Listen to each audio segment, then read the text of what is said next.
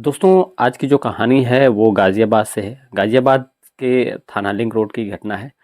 दोस्तों, ये एक पत्नी, एक महिला जिसका नाम पूजा 2 अक्टूबर को जाती है पुलिस स्टेशन और अपने पति की गुमशुदगी की रिपोर्ट दर्ज कराती है। वहाँ रिपोर्ट दर्ज कराती है, वो कहती है कि मेरा पति खो गया है, उसको ढूँढ रही है। और उसके बाद जो है कि पुलिस खोजबीन शुरू कर देती है। पुलिस खोजते-खोजते परेशान हो जाती है, नहीं मिलता है। उसके बाद जो है कि पुलिस को जो है कि एक मेडिकल कॉलेज होता है, वहीं पे एक डेड बॉडी मिलती है। जब डेड बॉडी मिलती है तो उसके बाद जो है कि वो काफ़ी ज़्यादा सड़ी-गली हालत में डेड बॉडी रहती है, टी-शर्ट वगैरह मिलता है, तो इससे पहचान होती है कि हाँ, ये योगेश नाम का व्यक्ति है। जो महिला रिपोर्ट दर्ज कराने आई थी, ये उसका पति है। उसके बाद लेकिन पुलिस को थोड़ा-सा शक होता है और इसके बाद 8 अक्टूबर को जो योगेश था, जिसकी तलाश की जा रही थी, जिसकी बॉडी मिली थी जो कि बिल्कुल एक तरीके से कह सकते हैं कि सड़ी-गली हालत में, तो उसका भाई जो है 8 अक्टूबर को एक और जो है कि एफआईआर दर्ज कराता है और वह योगेश की पत्नी के नाम दर्ज कराता है, यानी कि अपनी भाभी के नाम दर्ज कराता है एफआईआर। और उसका एक प्रेमी होता है, उसके नाम एफआईआर दर्ज कराता है और कहता है इन लोगों ने उसके भाई को मारा है। पुलिस इसके बाद दोनों लोगों को बुलाती है, पूछताछ करती है और उसके बाद पूछताछ में जो चीज़ें निकल कर सामने आती हैं, वो उससे सबके होश उड़ जाते हैं। दोस्तों, कहानी यूँ है कि योगेश और पूजा एक दूसरे के पति पत्नी थे, साथ रहते थे। लगभग 2 साल पहले जो है कि पूजा का फेसबुक के ज़रिए एक आशीष नाम के शख्स से अफ़ेयर हो जाता है।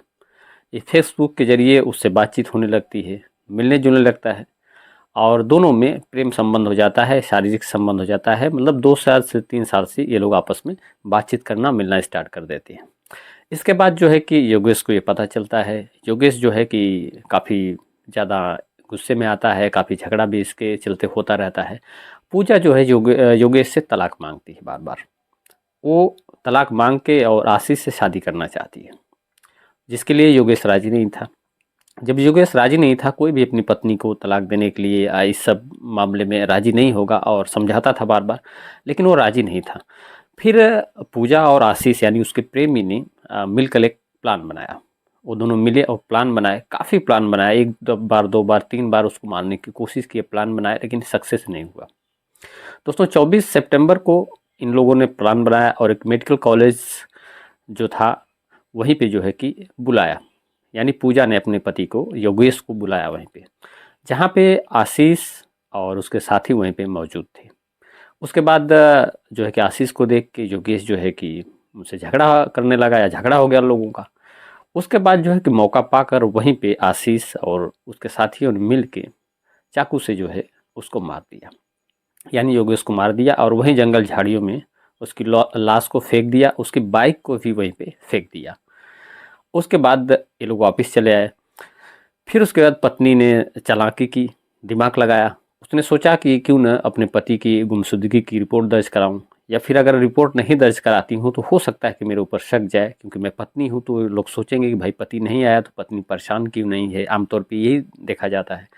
तो पत्नी जो है दिमाग लगाती है, सोचती है कि मैंने तो मार ही दिया है, मरवा ही दिया है, लेकिन अगर पुलिस को सूचना नहीं दूँगी तो शायद मेरे ऊपर शक जाएगा। तो अपना शक दूर करने के लिए वो पुलिस स्टेशन जाती है, पुलिस में रिपोर्ट दर्ज कराती है और कहती है कि मेरा जो है कि पति लापता है, उसकी तलाश के लिए गुमशुदगी की रिपोर्ट दर्ज कराती है। पुलिस छानबीन भी शुरू करती है, लेकिन पुलिस शुरू से ही पुलिस को जिस तरीके से पूजा ने बात की, उस तरीके से पुलिस को शुरू से ही शक होने लगा था पूजा पे।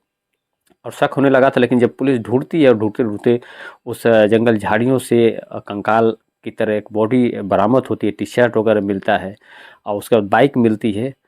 तो जब ये सब मिलता है, खुलासा होता है, तो जो योगेश का भाई होता है, वो पहले से बहुत सारी चीज़ें जानता है और शक होता है इन लोगों के ऊपर, यानी उसकी अपनी भाभी पूजा और उसके प्रेमी आशीष के ऊपर एफआईआर दर्ज कराता है। इनको जो है कि कहता है कि ये लोग मारे हैं।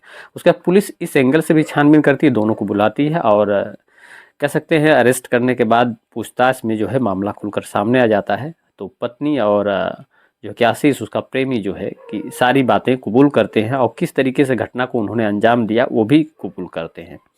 ये सुनने के बाद पुलिस के होश उड़ जाते हैं और ये कह सकते हैं कि ये समाज में एक तरीके से क्या चल रहा है आजकल, जो कहानियाँ चल रही हैं, ये इसी टाइप की कहानियाँ चल रही हैं। एक पत्नी अपने फेसबुक के ज़रिए एक प्रेमी को ढूँढती है, प्रेमी एक तरीके से हायर करती है, कह सकते हैं आपकी गलत संबंध के चलते अपने एक निर्दोष पति को मार देती है। तो कह सकते हैं आप कि एक कोई भी रिश्ता हो उसमें विश्वास होना चाहिए, और एक दूसरे के प्रति अगर परवाह नहीं है या फिर अगर आप गलत रास्ते पे चलते हैं तो उसका नतीजा गलत हो। हालांकि योगेश इस दुनिया में नहीं है, उस पत्नी ने अपने प्रेमी के लिए अपने पति को ही रास्ते से हटा दिया, लेकिन वह भी जेल के सलाखों के पीछे है। फिलहाल दोस्तों, ये कहानी सुनाने का उद्देश्य यही है कि आप सीख रहें, जागरूक रहें, चाहे आप पति हो या पत्नी हो, एक दूसरे से तालमेल बनाएं, गलत संबंधों से दूर रहें और समाज में अराजकता का माहौल ना हो। क्योंकि आपको पता है कि आजकल इतने एविडेंस हैं, क्योंकि इन लोगों को भी पकड़ा गया था एविडेंस के आधार पे, क्योंकि सीसीटीवी फुटेज बहुत सारी जगहों पे लगे हैं और इन लोगों को वहाँ पे देखा गया था। इसी के आधार पे जो है पुलिस इनसे पूछताछ की और उसके बाद जो है कि मामला आपके सामने है। तो कोई भी गुनाह करेगा आदमी, वो बचेगा नहीं पुलिस से। तो ऐसे गुनाह को न तो करे न तो होने दे, कोशिश यही रहे। फिलहाल आज की कहानी में इतना ही दोस्तों। इस कहानी के बारे में आपकी क्या राय है, कमेंट में अपनी राय जरूर दीजिएगा और मिलते हैं आपसे अगली कहानी में, अगली सच्ची घटना में। तब तक के लिए जय हिंद।